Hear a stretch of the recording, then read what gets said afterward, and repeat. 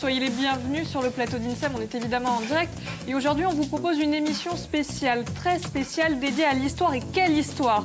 Du Centrafrique à l'île Rousse, rétro sur l'incroyable histoire du petit-fils de l'empereur Bokassa, premier Jean-Barthélemy. Il est en plateau avec nous et c'est Olivier Biancogne qui nous fera découvrir cette histoire insolite. Bonjour messieurs. Bonjour. Davia, vous avez réservé un blind test sur la vie privée de Napoléon Bonaparte. Vous allez tester les connaissances de nos invités. Tout à fait, l'intimité de Napoléon. Voilà, on en sera très croustillant. Hyper croustillant, Célia. Faustine, elle sera en direct des répétitions du spectacle Revue Cabaret. C'est un spectacle qui est proposé par la compagnie L'Entrée des Artistes. Enfin, à 13h, Marine sur les traces de Napoléon. Vous nous parlerez des différents lieux à travers le monde où l'on peut découvrir son histoire. Petit clin d'œil donc à la passion de notre invité Jean-Barthélemy. À 13h, les secrets de famille des Bokassa, ça continue. Puis nous aurons Marine et Mika qui vont nous accompagner tout au long de l'émission pour une dégustation. Voilà pour le sommaire. On peut démarrer notre première partie d'INSEM. Bonjour à tous et bienvenue. Avant de se mettre à table, passons à l'entrée. J'arrive, les amis. Pendant que Mika Badri qui continue, puisqu'il nous prépare un plat, bonjour à tous. Bonjour. J'arrive avec l'entrée. Donc croustillante. Ceviche de rascasse. Olivier, toi qui es gourmand et qui t'y connais, tu vas adorer ça. Extraordinaire. Monsieur, pour vous aussi. Donc, désolé les filles. C'est pas grave. C'est pour les invités. Honneur aux invités, bien évidemment. Voilà. Merci. Ceviche de rascasse avec une émulsion où il y a un peu de tout, il y a des couleurs. Alors messieurs, Marina, on revient vers vous, puisque Bien vous êtes sûr. en train de travailler autre chose avec Mika. À tout de On suite. est passé sur la viande. Le plat arrive. Très bien, on compte sur vous. Messieurs, vous pouvez déguster. Pendant ce temps-là, on va faire les présentations. À côté de moi, Olivier Biancogne, écrivain historien. Vous avez l'habitude d'intervenir sur le plateau d'INSEM pour des émissions qui sont dédiées à l'histoire. Et l'histoire que vous avez choisie aujourd'hui est pour le moins insolite, celle de la dynastie des Bokassa. Alors, retour sur un périple des palais de Centrafrique jusqu'au petit village de l'île Rousse. Il va falloir nous expliquer comment tout ça s'est passé. Et pour témoigner, Jean-Barthélemy Bokassa, vous êtes donc le premier petit-fils de l'empereur déchu. Alors, vous avez collaboré tous les deux à l'écriture d'un dossier qui retrace les 3 années d'exil de votre famille, qui a trouvé donc refuge en Corse. Vous venez d'ailleurs de rééditer un livre sur la saga Bokassa qui est aux éditions Brochet et dans lequel vous revenez sur cette incroyable histoire. C'est une histoire qui paraît complètement ubuesque, vraiment dans tous les détails et pourtant vous nous assurez que tout est vrai. J'aimerais qu'on commence par une rétrospective sur les présidents du Centrafrique. Donc vous avez souhaité commencer par l'ère des présidents Bokassa. Et oui, parce que c'est une saga, comme Jean-Barthélemy l'indique dans son ouvrage. Ah oui, vraiment. C'est une saga et souvent on se résume à Jean-Bedel Bokassa, président à vie, empereur. Mais avant lui, et toujours dans la même famille, ce sont des cousins, il y a eu quand même 2 personnages importants donc en Centrafrique. Alors il faut imaginer d'abord que c'est un pays évidemment qui se trouve, comme son nom l'indique, en plein cœur de l'Afrique, qui est un pays tropical, avec des ressources naturelles qui sont assez exceptionnelles, qui a connu l'esclavage, surtout le fait des musulmans, au XVIIIe siècle et au XIXe siècle, et qui ensuite va devenir une colonie française au début du XXe siècle, avec beaucoup de complications pour les populations sur place, qui vont globalement être exploitées. Les ressources sont importantes, on va le découvrir, et il va y avoir dans la famille, justement, un parent donc de Jean-Barthélemy, qui est un personnage fondamental. C'est un érudit, c'est un prêtre au départ, qui va devenir politicien et qui va conduire justement sa région, je dirais, vers l'indépendance, la levée des protectorats français, et qui va devenir donc un État à partir de 1960, la République de Centrafrique. Cet homme, il s'appelle Barthélemy Boganda. Voilà, c'est un personnage important. Ça serait un peu... C'est mon oncle, surtout.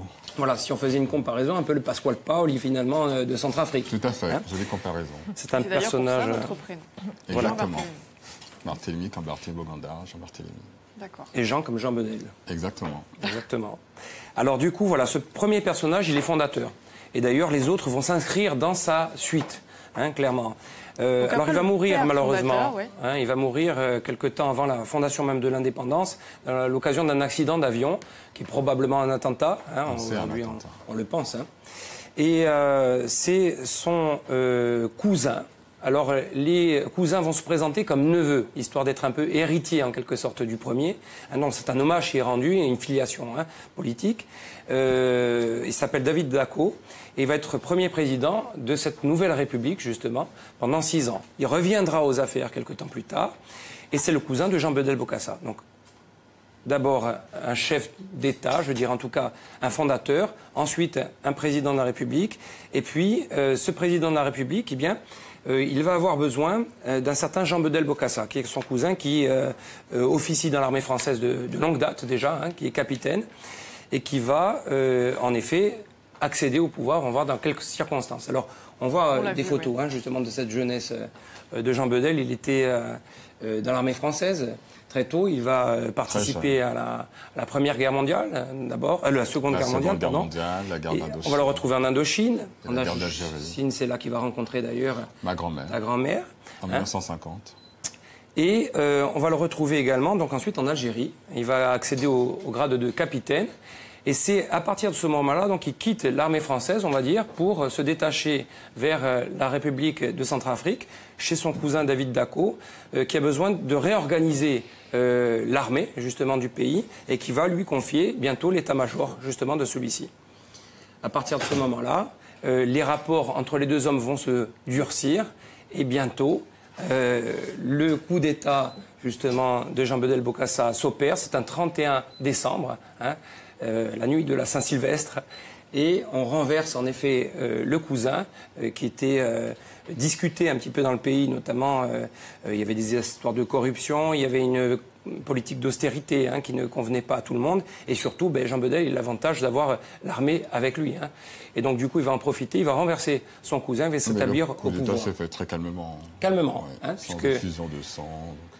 On va voir d'ailleurs, c'est vrai, on va voir d'ailleurs dans la suite que ce fameux cousin va entrer au service du président de la République et même de l'empereur quelques temps plus tard.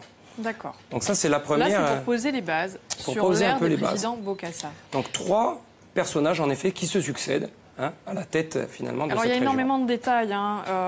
Jean Bedel Bokassa, le militaire, le président, l'empereur, le dictateur. Une dictature et des rapports avec la France, des rapports amicaux. Comment on va expliquer cette amitié entre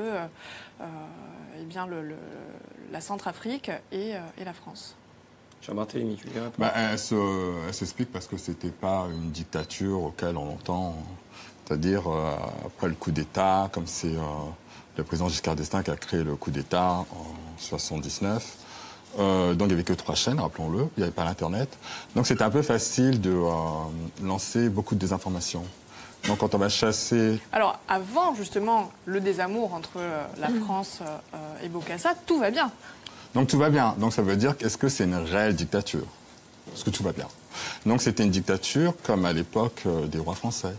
C'est-à-dire que si un citoyen français allait sur la place publique à l'époque des rois, de Louis XIV, Louis XV, Louis XVI, et disait ce qu'il pensait tout contre le roi, il finissait au cachot, tout simplement. On le guillotinait. Sauf que mon grand-père, on ne guillotinait pas. Et donc, en fait, ça se passait un peu comme ça. Comme au Maroc aujourd'hui aussi. Si on va sur la place publique au Maroc et on dit quelque chose contre le roi, on finit au cachot. D'accord. Alors, le personnage Jean Bedel Bokassa, c'est quand même un dictateur extravagant qui rêve de devenir empereur. Il le deviendra à l'occasion d'un sacre au faste indécent, il faut bien le dire. Un sacre qui est inspiré de celui de Napoléon et il est financé par la France, justement, toujours, parce que tout va bien. Donc, ça paraît incroyable, et justement... Est-ce qu'il y a une vraie extravagance? Parce que Napoléon, quand il a fait son sacre, la France mourait de faim. Il y avait la famine en France, c'est une réalité. Et ce qui est intéressant de constater, mon grand-père a fini capitaine d'armée française, il a fait toutes ses années dans l'armée française, et il a voulu apporter autre chose à son pays, l'Empire. C'est-à-dire L'Empire. Pour réunir toutes les ethnies. Donc ce qui est intéressant, c'est qu'un Africain propose l'Empire, on dit qu'il est extravagant. Un Français, un Corse admirable, propose l'Empire, on ne dit pas qu'il est extravagant. Donc c'est assez intéressant de constater ça, en fait. Vous trouvez que Napoléon, c'est pas extravagant Mais personne ne trouve que c'est extravagant quand c'est Napoléon. Pourtant, le sacre était flamboyant. Quand même, on le trouve un peu extravagant, Napoléon, quand même s'il était ajaxien. Vous êtes la seule à le dire. On dit beaucoup plus que Bokassa est extravagant que Napoléon, c'est ça que je veux dire. Alors en tout cas, c'est un sacre vraiment avec un faste incroyable. On a d'ailleurs des images d'archives, et je vous propose qu'on regarde à quoi ça ressemblait à l'époque. Un trône en bronze massif pesant plus de 2 tonnes, sans un coup de canon, une débauche d'or et de pourpre, rien ne manquait à l'événement historique, le sacre ce matin à Bangui de Jean Bédel Bokassa. Il est devenu président à vie et empereur de la République centrafricaine. 173 ans après Napoléon Bonaparte, l'empereur Bokassa Ier, portant couronne, sceptre, épée et manteau de pourpre, a officiellement prêté serment. Un 4 décembre 1977, dont on se rappellera à Bangui, il aura coûté 100 millions de francs, le 5e du budget annuel de l'Empire centrafricain. C'est juste une anecdote sur... Vous voulez raconter une anecdote donc. Oui. Alors moi j'en ai une d'anecdote. Jean-Barthélemy, vous avez assisté au sacre. Tout à fait, j'avais 3 ans. Vous y étiez. Vous étiez donc tout petit, vous avez quand même des souvenirs? Quelques flashs, en fait, oui, quelques souvenirs. Parce que c'est la première fois que je voyais des chevaux, par exemple. Et donc tout ça, c'est envoyé par la France? Tout à fait. Tout ce qui va servir... L'intégralité du sacre. L'intégralité du sacre est payée soutenu par la France. Et il faut dire que les plus grands artisans français, les chefs étoilés de l'époque, les maîtres d'œuvre qui confectionnaient les plus belles porcelaines de l'époque, on fait les porcelaines du sacre. Donc c'était une belle association, si je puis dire. D'accord. Olivier, vous aviez envie de faire une petite rétrospective, vraiment sur j'allais dire le contexte historique. Moi, une toute petite parenthèse avant de passer à ça. Marina, vous en êtes toute votre recette? Voir un enchaînement, car Napoléon adorait le veau et le filet de veau. Et nous sommes en train de préparer, Olivier, vous n'allez pas me contredire. Nous sommes en train de préparer le plat, donc il s'agit d'un filet de veau qui a été fumé, n'est-ce pas, chef? Fumé au foin. Au foin. On a continué et là, l'étape suivante, les carottes. Alors, on a pris donc les carottes fan qui se trouvent ici, on en a fait une purée. D'accord. Toute simple, on l'a cuit dans l'eau, ensuite on l'a mis dans un blender avec un petit peu de crème, un assaisonnement, sel, poivre, un petit peu de gingembre aussi. Parfait. Et ensuite on a fait des carottes fan qu'on a cuit, pareil, toujours à l'anglaise. D'accord. Cette fois-ci, on les a pas trempées dans des... Glacées. Voilà, on les a pas glacées. OK. Et là, on est en train de les rôtir doucement dans un beurre clarifié. D'accord. Beurre clarifié, on enlève le petit lait pour éviter que ça brûle. Et donc, gentiment, ça cuit. Notre rôti... Ah oui, il est là. Ne Il est vous au inquiétez four. pas. Quelle température, rappelez 200 degrés pendant 16 à 18 minutes. 16 à 18 minutes, donc on va pouvoir déguster avant la fin de l'émission, sinon en première partie de Prima 2. Et puis on a un petit jus là qui mijote. Alors avec les chus, tout ça, on a fait un petit jus, garniture aromatique, on a déglacé les morceaux de veau. Oui, on ne jette rien. On ne jette rien, on a déglacé au cognac et cognac. ensuite on a fait un petit jus qui réduit tout doucement. Et les langoustines. Ah, alors, c'est ça le terre-mer. Donc voilà. il y a aussi une réduction. On a fait une bisque, Une bisque de langoustine. C'est pour ça qu'ici, vous voyez, il y a de la tomate, il y a de l'oignon. Donc on a fait pareil une garniture aromatique. On a fait revenir donc les langoustines. Parfait. On a ensuite flambé au cognac. On a singé, on a mis un petit peu de farine. D'accord. Et ensuite on a... C'est ça, singé, hein. Voilà. On rappelle le vocabulaire à nos téléspectateurs. Un petit peu de concentré de tomate, D'accord. de l'eau, et on l'a laissé réduire. Je vais goûter cette Vous pouvez. bisque. Ah, ça va être... Ah, c'est parfait. C'est corsé, j'adore. Oui, légèrement relevé. Donc vous allez pouvoir déguster, les amis. Dans pas très longtemps, oui. Dans pas très longtemps, et j'aimerais quand même Merci. que tout à l'heure ils goûtent un petit peu l'entrée, hein, les invités, si Je possible. pense qu'on va pas devoir trop insister parce que c'est Ouais, quand même une petite extrêmement serviette. appétissant. Appétissant. Ouais, mais on va essayer de pas se tâcher. Allez, Olivier, vous vouliez revenir justement sur la politique générale de l'ère Bokassa. Oui, parce qu'on a tendance à réduire souvent justement Ce sacre qui a marqué Voilà, quand même les l'épisode mémoires. Bokassa juste au sacre, hein, essentiellement, donc avec toutes les caricatures possibles et imaginables autour. Mais Bokassa, c'est pas que ça. Donc on a vu qu'il y a un parcours militaire qui est intéressant dans l'armée française. Ensuite, il intègre donc la République de Centrafrique, qui sert son cousin, il le renverse. Et après ça, il y a des dates qui sont clés. La prise de pouvoir, donc c'est 1965. Et à partir de cela, c'est un président réformateur. Donc il va y avoir des réformes considérables hein, qui vont être mises en œuvre dans un pays. Alors en effet, c'est un régime dur. Hein, on en a parlé un petit peu. C'est une dictature. Voilà, c'est une dictature, mais c'est un régime. Mais bien plus que sur les rois de France. Voilà, c'est un contexte. Quand même. C'est un contexte que l'on retrouve un peu partout, je dirais en Afrique à la même époque. Mais c'est aussi, en effet, un progressiste dans la mesure où il va essayer de faire avancer son pays vers la modernité, faire accéder les. Une femme comme Premier ministre. Voilà. Alors ça, c'est en 1975. C'était une première. Exactement. 1975, une femme Premier ministre. Autour de ça, il y a eu des réformes agraires qui ont été importantes pour nourrir justement la population. Il y a eu des enfants qui ont été scolarisés, qui ne l'étaient pas jusqu'alors. On va construire des hôtels et ouvrir le pays au tourisme, la construction d'un palais des sports. Il va y avoir vraiment tout un tas d'infrastructures routières, autoroutières qui vont être... C'est l'économie. Exactement. Et ça, c'est à mettre quand même au bénéfice du régime, bien entendu, et puis une certaine stabilité politique, malgré tout. Hein. Alors, certes ferme, mais une certaine stabilité qui va permettre donc de poursuivre un effort. Alors, 1972, la présidence à vie, donc là, on bascule vraiment dans une dictature, en effet, hein, dans le sens propre du terme. 75, pour autant, c'est l'accession d'une femme au poste de Premier ministre, et ça, c'est tout à fait révolutionnaire, hein, en plus, dans ce pays-là. 1976, les relations avec la France commencent à se compliquer, puisqu'il se rapproche de Kadhafi, notamment, et de la Libye.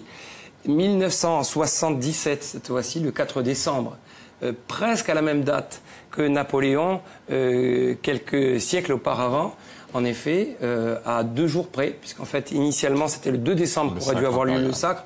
Il y a eu des problèmes techniques, c'est le 4 décembre, mais la référence, elle est là. C'est le sacre, en effet, qui fait de ce personnage le souverain, enfin, en tout cas, le chef d'État le plus connu d'Afrique, aujourd'hui encore pour revenir à sur travers le monde. Kadhafi, je tiens à rappeler que vous avez un chef d'État qui s'est rapproché de Kadhafi également à l'époque, il n'y a pas très longtemps.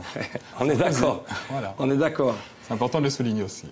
On est d'accord. Et 1979, c'est le renversement du pouvoir, justement, par Giscard. D'accord. Alors avant de parler de ce désamour entre la France et Bokassa, vous parliez de Napoléon et justement on va faire une petite parenthèse. On va poursuivre avec vous. Dave, Jean-Barthélemy, vous êtes passionné de Napoléon et Dave vous a réservé une sorte de blind test sur la vie privée de Napoléon. Là, sur sa vie privée.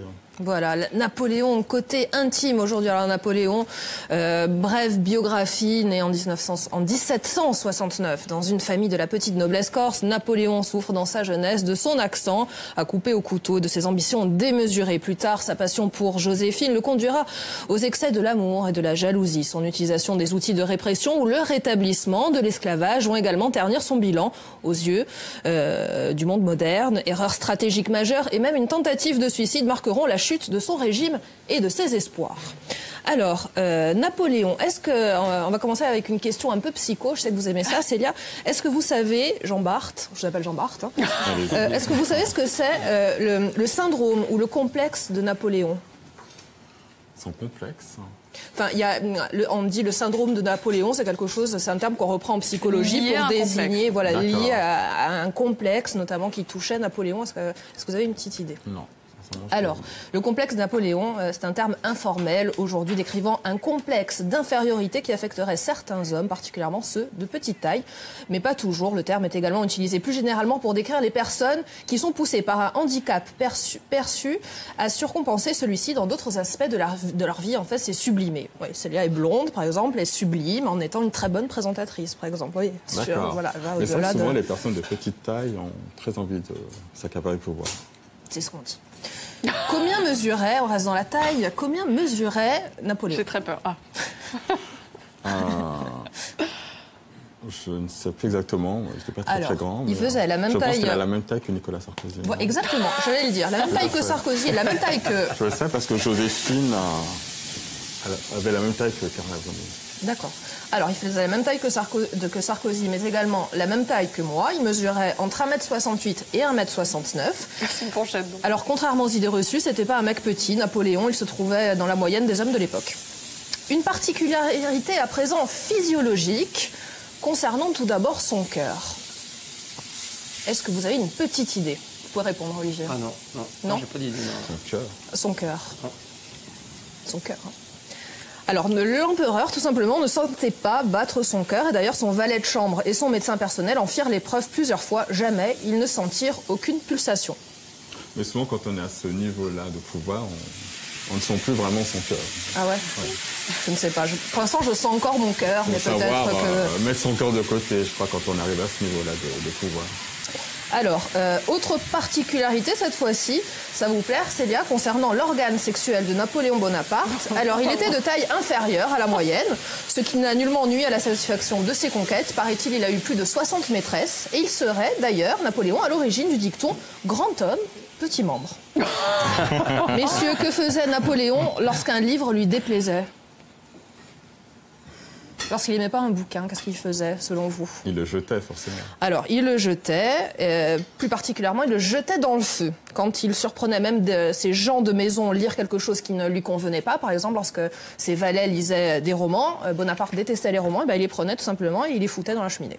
Sympa. Quels étaient les aliments préférés de Napoléon? Alors, il y avait le veau, comme nous l'a dit notre collègue Marina. Bravo, Marina. Est-ce que vous savez ce qu'il aime manger d'autre particulièrement, des idées? Le porc. Le porc. Alors, je ne crois pas qu'il aimait le porc. Il mangeait assez peu. Enfin, du moins, c'était souvent sur un coin de table. Hein. C'était tout à fait ça. Il mangeait peu et vite. Les repas étaient... peu. Ouais, peu et rapidement. Pourtant. Apparemment, non. En fait, je vais être son métabolisme, en fait. Ses repas étaient expédiés en un quart d'heure. Au-delà de ça, il appelait ça de la corruption de pouvoir, si on passait trop de temps à table. Alors, ses nourritures préférées, il aimait le potage, le poulet, les haricots secs, les lentilles, les pâtes avec du parmesan, le tout arrosé d'une demi-bouteille de chambertin coupée d'eau.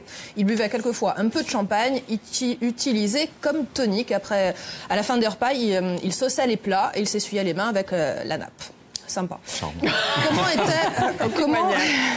Comment était le sommeil de Napoléon? Est-ce que vous en avez une idée? Court.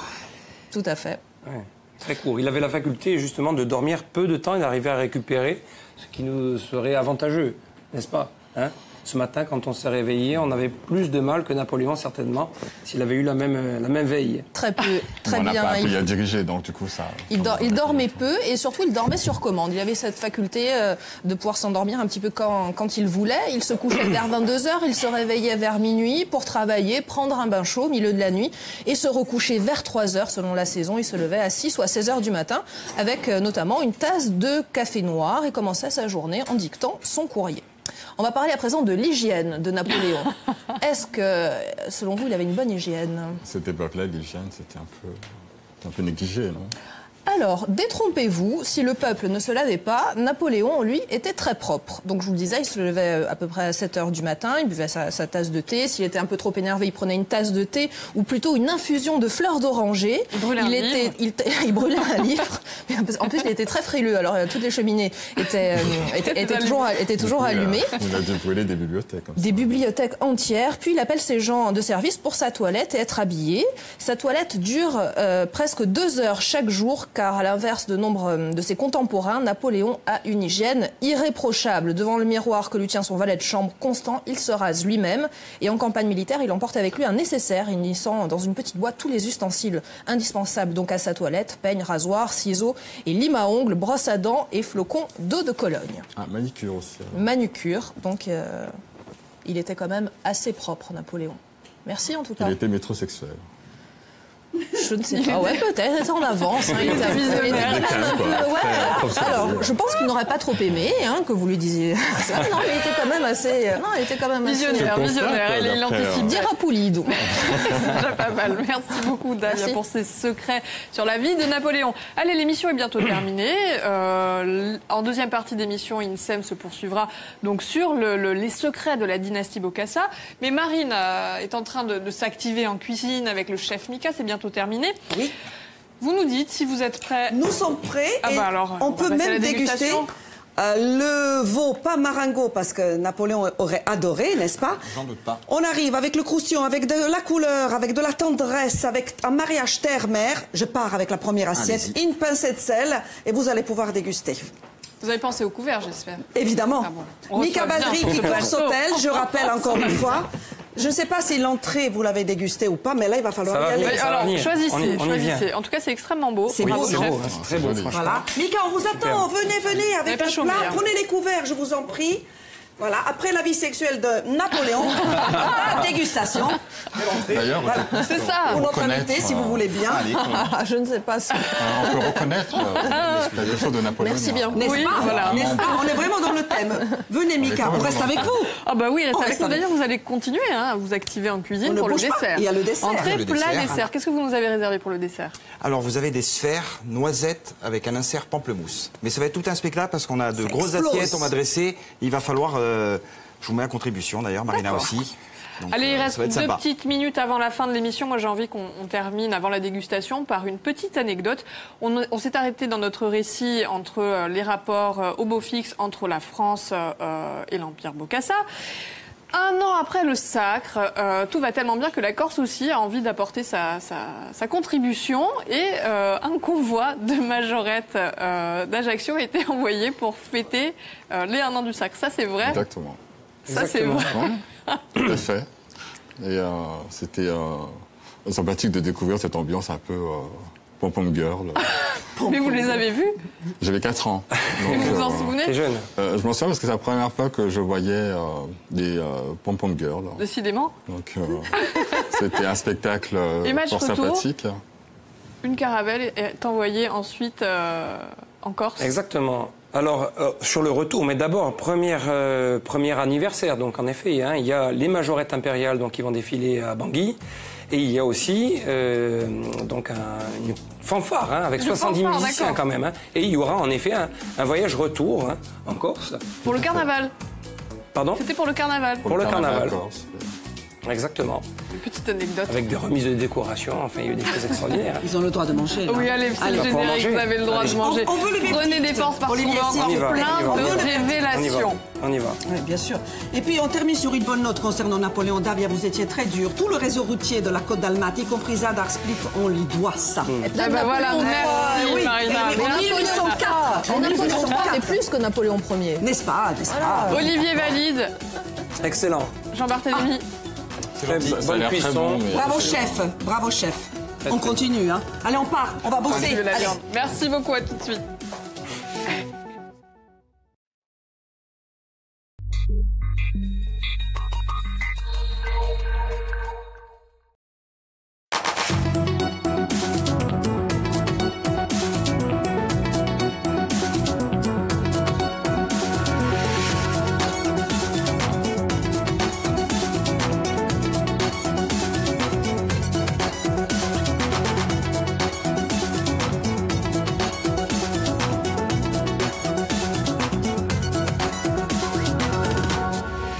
Merci de nous rejoindre pour la dernière partie d'INSEM. On est toujours en direct et on poursuit notre émission spéciale Histoire. Et quelle histoire du Centrafrique à l'île Rousse rétro sur l'incroyable destinée du petit-fils de l'empereur déchu Bokassa Ier, Jean-Barthélemy, qui vient de rééditer un livre, La saga des Bokassa, aux éditions Brochet. Il est accompagné d'Olivier Biancogne, écrivain historien.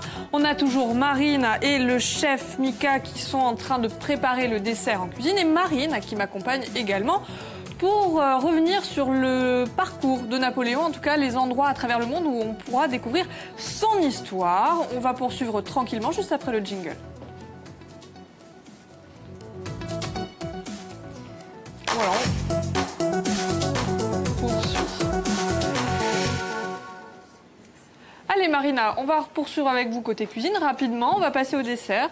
En Le deux mots. dessert qui sera vraiment particulier parce que C'est vous un avez bouquet, donc. Mais il y aura des fleurs comestibles bien sûr, puisqu'on mange avec les yeux avant tout, donc ça va décorer ces belles assiettes. Je laisse parler le chef, il en parle beaucoup mieux que moi. Ben en fait, on va vous mettre à contribution. Oui. Vous allez m'aider donc pour faire ce dessert. Et on aura des fruits, une composition florale, un petit peu de pamplemousse, parce que en fait le dessert c'est une sphère en chocolat avec une crème noisette, une crème vanille et un insert pamplemousse. D'accord. Ça va être magnifique, qui va exploser devant vous à la fin de l'émission. D'accord, Voilà. donc un show garanti. C'est ça. Très On bien. l'espère. D'ici là, on vous laisse travailler tranquillement et vous revenez quand vous êtes prêts pour la dégustation. Alors nous, dans notre histoire, on en était au beau fixe dans le récit. L'ère Bokassa, la France, tout va bien. Et finalement, les relations vont finir par se dégrader puisque, on rappelle, Centrafrique, l'un des pays les plus pauvres du continent africain, un empereur qui a priori est de plus en plus gourmand, un désamour entre la France et Bokassa. Pourquoi? Que se passe-t-il? Eh oui, alors après le sacre, où la France finalement légitimise le régime, il y avait un ministre quand même qui était présent, il y avait le légat du pape, etc. Donc bon, le régime se poursuit pendant 2 ans, mais les rapports se durcissent en effet entre la France notamment et la Centrafrique pour plusieurs raisons. Le rapprochement de Kadhafi, on en a parlé, et une recherche aussi à un moment donné de l'empereur Bokassa de se doter d'une arme nucléaire. Il essaye d'aller dans le sens du progrès militaire aussi, bien entendu, c'est un militaire. Ça va commencer à inquiéter la France, bien entendu. Et puis, il commence à... Il voulait être militairement indépendant. Puisque la Centrafrique était complètement sous la coupe de la France. Et donc, il voulait être autonome, puisque la Centrafrique était censée être décolonisée. Et puis il y a aussi, je dirais, le fait que l'empereur commence à mal voir la mainmise sur les gisements d'uranium, notamment du pays, par les Français, et commence à demander des contreparties qui sont plus importantes, justement. Alors la gourmandise, c'est peut-être ça aussi. Donc c'est pour ça que il faut peser. La gourmandise est dans les deux sens, parce que la France prenait aussi beaucoup d'uranium pour très peu de contreparties. Donc il demande une contrepartie qui va être plus importante, bien entendu. Plus équitable, plutôt. Plus équitable. Et Giscard, à ce moment-là, donc, va décider de renverser le régime. Il va profiter de l'absence, justement, de l'empereur. Et une opération va être menée, donc en 2 temps, l'opération Kaban qui est générale, et puis l'opération Barracuda, plus précisément, avec un débarquement donc, dans le pays, sur l'aéroport de Bangui, justement, et des commandos qui vont réussir à renverser le pouvoir avec l'aide... Pas sur l'aéroport, dans le palais. Sur l'ensemble du pays, il va y avoir, enfin du moins de la ville, il va y avoir différentes interventions. Surtout notre palais familial. Et la radio, notamment nationale, etc., va être prise d'assaut. Et surtout le palais de ma famille, qui a été pillé par il a été pillé, les hommes qu'a envoyé Giscard. Et on va avoir donc quelques temps plus tard David Dacko, donc qui était, on l'a vu tout à l'heure, président de la République, renversé par son cousin. Il était devenu néanmoins ministre de son cousin pendant le régime, donc il s'est un peu rabiboché. Et là, c'est lui qui va finalement servir les Français. Il reprend les rênes du pouvoir. Il fait arrêter et fusiller d'ailleurs le père de Jean Barthélemy, qui était ministre de la Santé. Oui, parce que c'est un règlement de compte. Exactement. Donc il a été... ils ont fait... Alors que mon père, moi, n'est pas un Bokassa. C'est ma mère qui est un Bokassa. Oui. Donc c'est une forme d'injustice, parce qu'en fait mon père était médecin, puis ensuite ministre de la Santé, et donc ma mère a vécu un peu ce qu'a vécu Jackie Kennedy, donc une sorte de règlement de compte quand John Kennedy est décédé de cette façon violente comme ça, donc ça a été un peu un traumatisme pour nous. Alors là, on est sur la partie, celle qui a marqué les mémoires.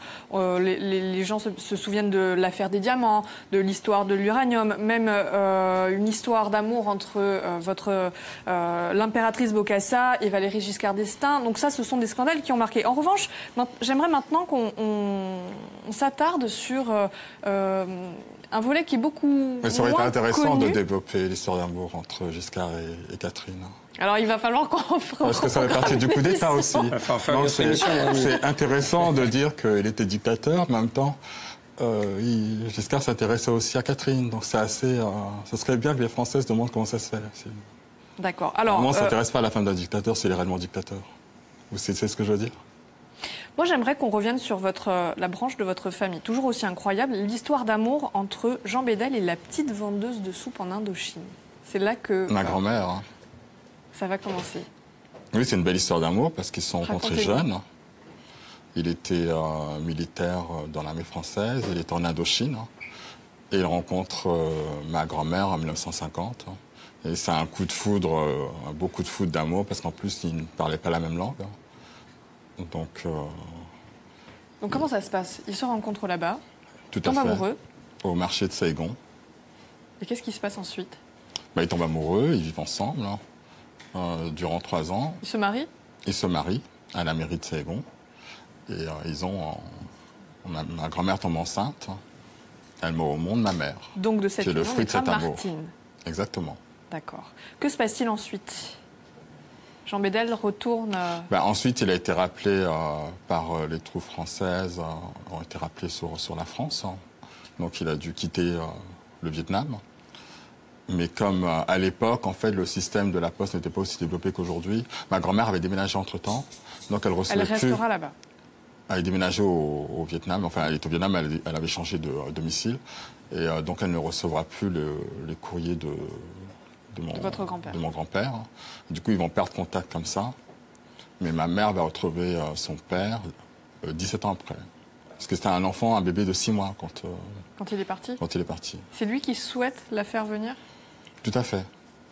En fait, il a recherché partout au Vietnam, en fait. Il a demandé l'aide du général de Gaulle. Et donc, en fait, ils ont recherché ma mère et ils ont trouvé une femme, ce prénom Martine, se faisant appeler Martine Bokassa, qu'ils ont fait venir au palais. Et mon grand-père pensait que c'était sa fille. Et en fait, ce n'était pas sa fille. Un autre rebondissement dans cette histoire. D'accord. C'est un escroc. Ben, en fait, comme le problème, c'est qu'il y avait beaucoup de racisme à l'époque au Vietnam, cette femme a saisi l'occasion en fait, de quitter le racisme ainsi, de quitter le Vietnam, parce qu'elle était métisse comme ma mère. Et donc, elle s'est fait passer pour ma mère, pour quitter aussi certainement la pauvreté. Et donc, elle s'est retrouvée dans un palais. Et Catherine, d'ailleurs, s'est aperçue, ainsi que d'autres membres de la famille, que quand elle appelait Martine, elle ne se retournait jamais. Il fallait l'appeler 100 fois Martine pour qu'elle se retourne. Ce qui n'était pas très intelligent de sa part non plus. C'est comme ça que la supercherie a été découverte. C'est surtout grâce à ma mère que ça a été découvert, parce que ma mère a retrouvé son père, en fait. D'accord. Grâce à l'aide d'un ami journaliste. Président, à ce moment-là. Oui, il était président. Donc, ils ont parlé ensemble au Vietnamien au téléphone et il s'est rendu compte que c'était sa fille. Il a parlé avec ma grand-mère qui lui a donné toutes les anecdotes qu'ils ont vécues ensemble. Il s'était cassé le petit doigt en moto, elle lui a donné l'anecdote en vietnamien, parce que mon grand-père parlait couramment vietnamien. Et donc, il s'est rendu compte que sa vraie fille Martine était là-bas. Il a fait venir sa fille et sa mère. Alors, elle le rejoindra donc en Centrafrique, mais là-bas, la violence est omniprésente. D'ailleurs, une violence qui va se retourner contre lui et qui signera la fin du règne. Et là, c'est le début. Pas plus que dans d'autres pays d'Afrique noire à ce moment-là. En tout cas, la fin du règne est là et c'est le début de l'exil pour votre famille, pour la famille de Jean-Barthélemy. Que se passe-t-il? Lui, il ne va pas vouloir fuir d'ailleurs. Il va envoyer sa famille. Mon grand-père ne voulait pas fuir parce qu'il sait très bien ce qui se passe dans son pays puisqu'il le dirige. Donc, vous avez dit tout à l'heure qu'il y avait l'histoire d'amour entre Giscard et Catherine, l'histoire d'uranium, la mainmise de la France. Et en fait, le coup d'État a lieu à cause de ça, bien plus que les supposées violences. En tout cas, l'exil, on quitte le Centrafrique, la famille... 1980, c'est l'exil pour la Côte d'Ivoire, dans un premier temps. Et 4 ans plus tard, ils intègrent leur château des Yvelines, donc dans la région parisienne, ils viennent en France, voilà, à Ardricourt. C'est un peu le quartier général. Nous, on était familial. déjà à Ardricourt, au château d'Ardricourt. Mais Jean Bedel, quand il y a eu le coup d'État, ma mère nous a fait venir au château. Et mon grand-père n'a pu nous rejoindre 3 à 4 ans plus tard. D'accord. Alors pourquoi la Corse ensuite? Parce que la Corse est magnifique. Tout simplement. Tout simplement. Et ensuite... Peut-être parce que Napoléon aussi, non? Le fameux métrosexuel, ça va plaire d'ailleurs. Oui, ça va plaire à notre ami Philippe Perfettini avec qui nous dînions hier. C'est le hasard, mais dans la vie, il n'y a jamais de hasard. Nous sommes venus en vacances et ma mère est tombée amoureuse de la Corse. Sur certains aspects, ça lui faisait penser au Vietnam, les paysages. Et elle était un peu, ce qui peut se comprendre, fatiguée du froid en Lorraine. Nous aussi, parce qu'on commençait à devenir des visages pâles. Donc il était temps de retrouver notre teint. Et donc l'île Rousse. Et donc nous sommes venus en vacances et puis on est restés parce que ma mère a adoré. Et on a été très bien accueillis. Vous voyez, les gens ont beaucoup de préjugés sur Bokassa. Et ce qui est intéressant, c'est que nous, quand on a vécu en Corse, après, moi, j'ai déménagé à Paris après le baccalauréat pour mes études. Et les gens ont beaucoup de préjugés sur les Corses. Donc, on me disait, « Oh, c'est marrant que vous soyez installés en Corse, ils sont racistes. » Je dis, pas du tout. On a été très bien accueillis. On a été accueillis, on nous a ouvert les portes, on a été protégés. Mais en même temps, nous, on est arrivés en Corse en étant nous. C'est-à-dire, nous, on a notre éducation, on est arrivé de façon humble, on n'a pas créé sur tous les toits qui on était. Donc, vous voyez, on n'est pas venu en conquérant. Voilà. Et donc, les Corses sont venus vers nous, en fait. Et donc, moi, j'ai beaucoup de d'amitié, de chaleur pour la Corse. Parce qu'en plus, j'avais gagné mon premier prix, un concours d'histoire en sur première. Napoléon. Voilà. En fait, c'était sur la Shoah que j'avais fait avec ma sœur. On avait fait un mémoire de 200 pages. On a gagné le premier prix. Et c'est la première fois que je mettais dans un journal, avant Paris Match, Figaro, le Times, c'était le Corse Matin. Il y aurait encore énormément à raconter, encore plein de rebondissements. En tout cas, merci infiniment à tous les deux d'être venus. On vous avait promis un show pour terminer l'émission. C'est le moment. Un dessert créé spécialement pour l'émission. Donc, Sphère via Stella par Mika Baldric. Mika, lance. Merci beaucoup. Vas-y. C'est parti. Vas-y. Attention. Vous êtes prêts, vous êtes prêts. Hop. Wow, deuxième. Et la petite deuxième. Allez, Marina. Allez, hop. C'est pour Marina. On y va. Wow, les cuillères. Dégustation. Est-ce que tu as Célia, dégusté? faut absolument que tu magnifique. goûtes. Merci beaucoup pour ce final. Merci Merci à Jean-Barthélemy. vous. Merci Olivier. Merci Marine. Les récits étaient tellement prenants. On reviendra bientôt sur le parcours de Célia, le Napoléon. verdict. Faut que je goûte. Moi, j'ai goûté déjà Alors, un petit bout. C'est exceptionnel. Bravo. Bravo, Mika. Michael. Merci beaucoup. Merci Mais pour quel l'invitation, en chef. tout cas. Est-ce que c'est bon? Mais tu mérites une émission spéciale. Bravo, Ah Merci oui. beaucoup. On a passé un agréable moment. C'est très Vous instructif l'avez aussi. goûté? Incroyable Non, je vais histoire. le faire. Mais goûtez. Vous pouvez, nous, demain, on va très, se très bon. retrouver pour une nouvelle émission. sûr. Vous allez rester Toujours. avec nous également. Londres. Oui, on va parler sport, vous allez cuisiner, on va parler rugby grâce au tournoi des Ovalives et gastronomie. C'est pour ça que vous serez avec nous. D'ici là, bonne fin de journée à tous, à demain. Bye.